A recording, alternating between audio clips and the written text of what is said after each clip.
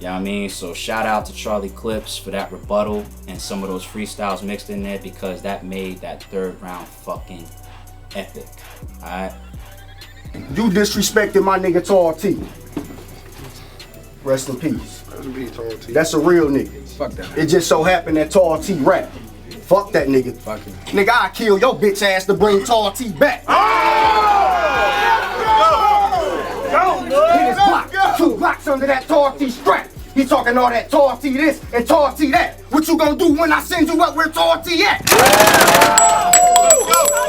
Clean Paper versus QP. Now this made the list because it feels like a freestyle, but I'm not sure. I admit this may not be a freestyle because the connecting rhyming word, right as QP from Sons cuts him off a little bit, it rhymes. Now if you peep the clip, you see what I'm saying. Rewind it if you need to. It rhymes already, so it might be material that Clean was gonna say anyway, because he already jumped into the Tall T topic. But it seems, based on how he was reacting to QP's, you know, fuck Tall T, yada yada yada, like it was a freestyle. So I'm gonna give him credit for it. I'm gonna let y'all decide whether it was really a freestyle or a rebuttal.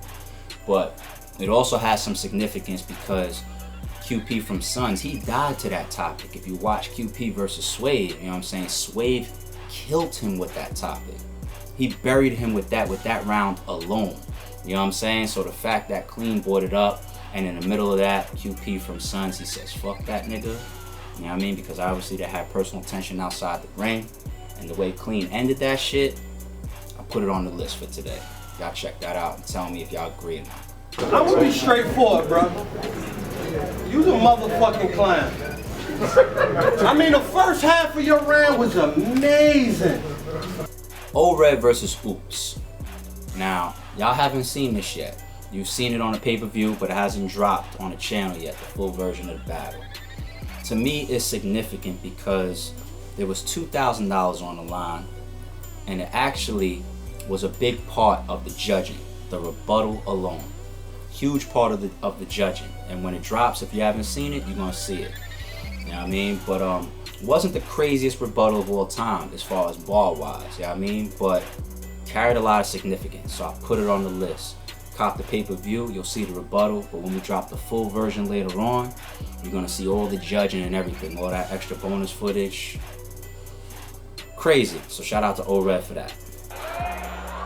Fuck, I've never even done this before, but I'm gonna have to do it right now. I got Buddhist type wisdom. He said I had a Ric Flair physique. True. That's why girls see me walk by, they say, woo! And wait, see, he choked and pulled out his phone to see it. That was some pathetic shit. You just proved you can only beat me with the phone on some Joe Pesci shit. Pat Stay versus Disaster. Now, we really gonna dig into significance on this one.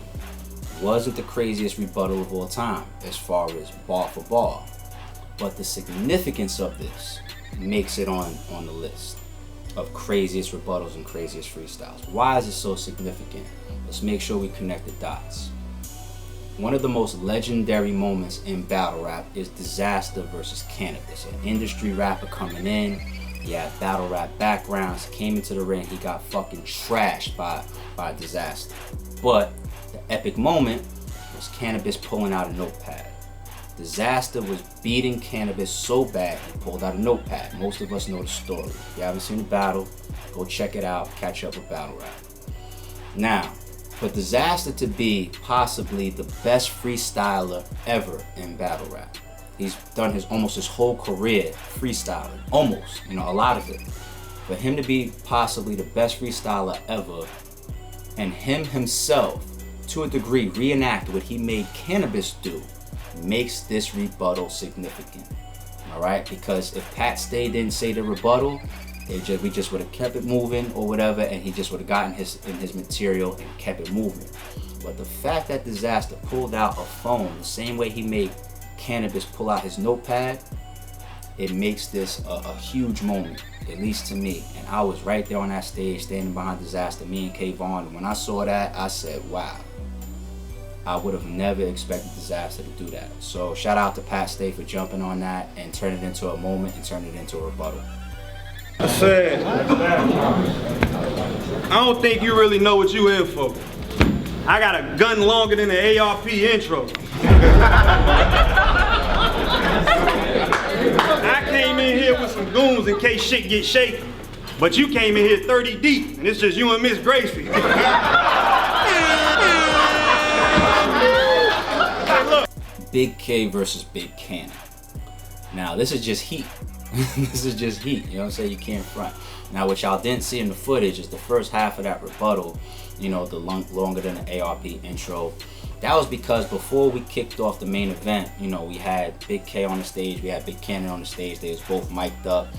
I was on the microphone, and I gave a shout out to everybody in the building. I went through the whole crowd, spotting everybody out and everybody on the stage and shouted them out, you know what I'm saying, for coming out and everything like that. Everybody that was in the building, the battle rappers, the owners, the media, etc., etc. So that's why he said longer than the A.R.P intro, you know what I'm saying? But the second half of that rebuttal, or freestyle I should say, listen, Big Cannon, you know you my peoples. Miss Gracie, you know you my peoples, but we gotta give it up. That shit was fucking hilarious. Hilarious, man. That's one of the funniest opening freestyles of all time, so that's why I made the list.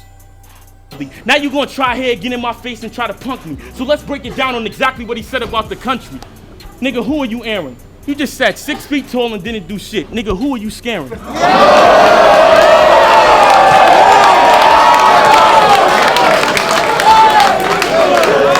Disaster versus DNA.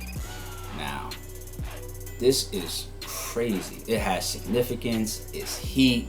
You talk about responding in the middle of the moment. It's even more skilled because it's not the opening of the round. It just happened in the middle of DNA's round. You know what I'm saying? Disaster fucked up. Disaster gave DNA a haymaker freestyle. You know what I'm saying? I know that Disaster was playing on what DNA said, you know, kind of joking wise or whatever, stepped up in his face. But the way that DNA used that against him was fucking epic, man. Epic. That is classic. That is one of my favorite freestyles of all time in a battle. You know what I'm saying? Skilled as fuck. Shout out to DNA for that one, man. And I love the significance of it because, you know, if you were following that battle before it happened, there was a lot of lead up to it. There was a little bit of tension between those two guys or whatever. A lot of back and forth and all of that shit. A lot of build up, a lot of hype to that battle. So with, you know, Disaster physically being the big guy and all that, and DNA coming back with that, you just went 6 feet tall. Who are you scaring? Man, crazy, crazy, crazy. So shout out to them two dudes for creating that epic moment. I'll show up to the front steps of your home and wear regular employee clothing wear. Ring the doorbell like bing bong. Hello, you there? Yeah, man, we came to fix your broken chair.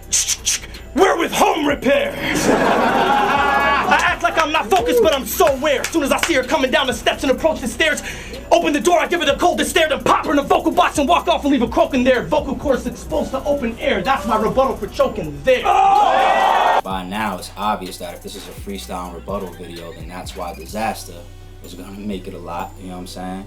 But let's rebound Disaster on one of these. And honestly, this is one of my favorite rebuttals and freestyles of all time.